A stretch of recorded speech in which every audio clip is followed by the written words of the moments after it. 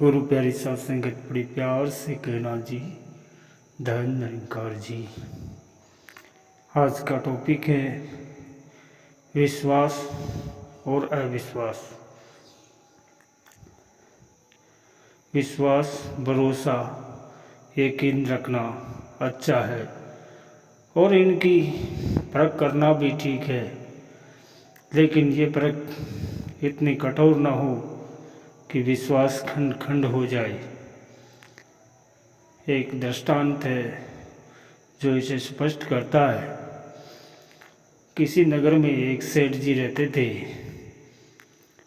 उन्हें एक सेवक की जरूरत थी। संयोग से एक लड़का सेठ के पास काम मांगने आया। सेठ को तो सेवक चाहिए था। उन्होंने उसे तुरंत काम पर रख लिया।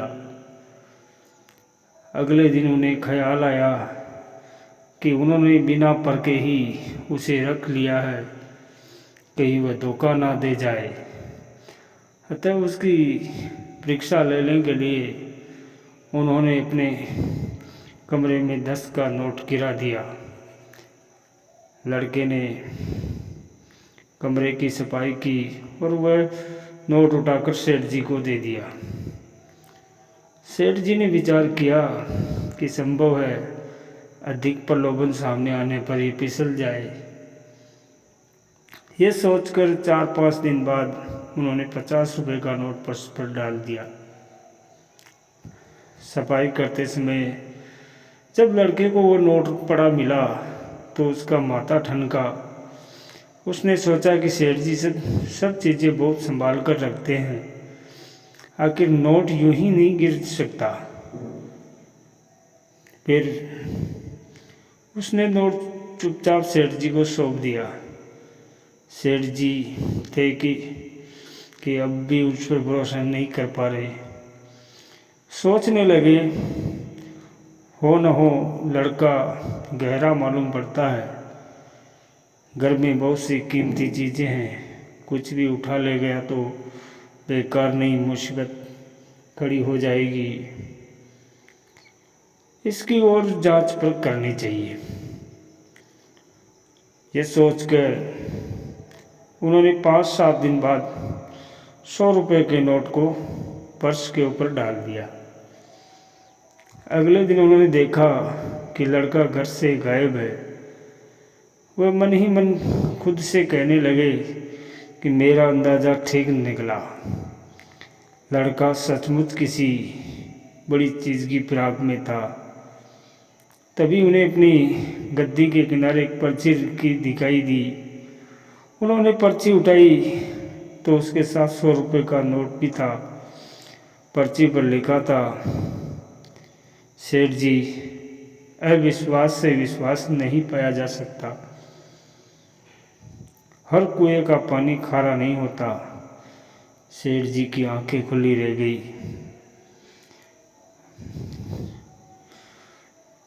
उन्होंने लड़के को बहुत खोजा पर वह कहीं नहीं मिला।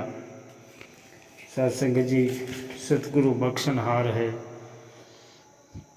ये हमारे अवगुणों को नहीं देखते हैं। जरा हम सोचे कि ये दुनिया के मालिक होकर भी कभी हमारे अवगुणों को नहीं देखते हैं, फिर हम क्यों दूसरों के अवगुण देखते हैं।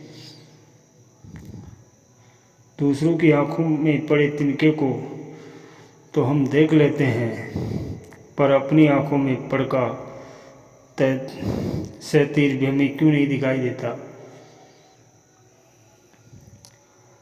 सद्गुरु हमारे बड़े से बड़े गुनाहों को पल भर में माफ़ कर देते हैं, फिर हम क्यों छोटी छोटी बातों पर बिगड़ जाते हैं। सतगुरु के गुणों का अंत नहीं है, हमारे अवगुणों का अंत नहीं है। इनकी रहमतों का अंत नहीं है, हमारी बुराइयों का अंत नहीं है। सतगुरु इतने प्यारे प्यारे हैं तो आखिर हम ऐसे क्यों नहीं हैं। हम भी तो इनके ही हैं, हमारे अंदर भी तो इन्हीं का ज्ञान प्रकाशित है, तो फिर हमारे कर्म इनके जैसे क्यों नहीं है? इन सारे सवालों का जवाब है कि हम मन के कहे अनुसार चलते हैं, मनमति में घुसे रहते हैं।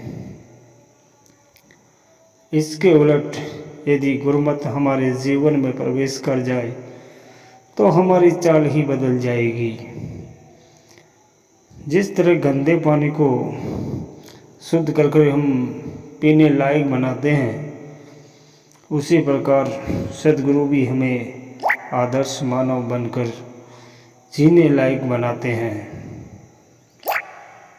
बशर्ते हैं कि हम सद्गुरु को मन में बसा ले या मन को सद्गुरु में बसा दे।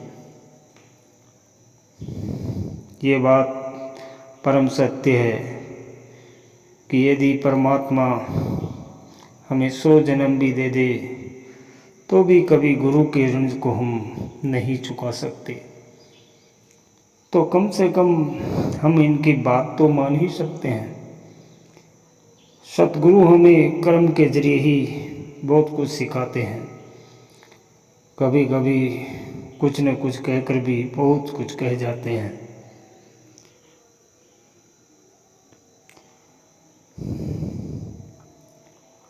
माना कि हम पूरा इनके जैसा नहीं बन सकते, लेकिन जितनी हमारी सामर्थ्य है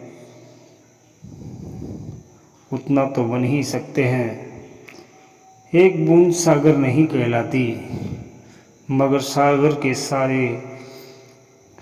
के गुण तो उसमें मौजूद ही होते हैं। और हम और कुछ करें या न करें, हम कम से कम कोशिश तो कर ही सकते हैं। इसलिए कि हे गुरुदेव, ऐसी रहमत करो कि हम आपके हर हुक्म को सर आँखों पर रख सके। जब कभी ठंडे दिमाग से हम सोचे तो हमारी आत्मा हमसे यही सवाल पूछे कि आखिर हम ऐसे क्यों नहीं हैं। सत्संग जी, सतगुरु माता जी कृपा करे कि हमारा विश्वास भी सतगुरु के ऊपर पूर्ण तरीके से बना रहे। सत्संग जी, प्यार से कहना जी, धन धन जी।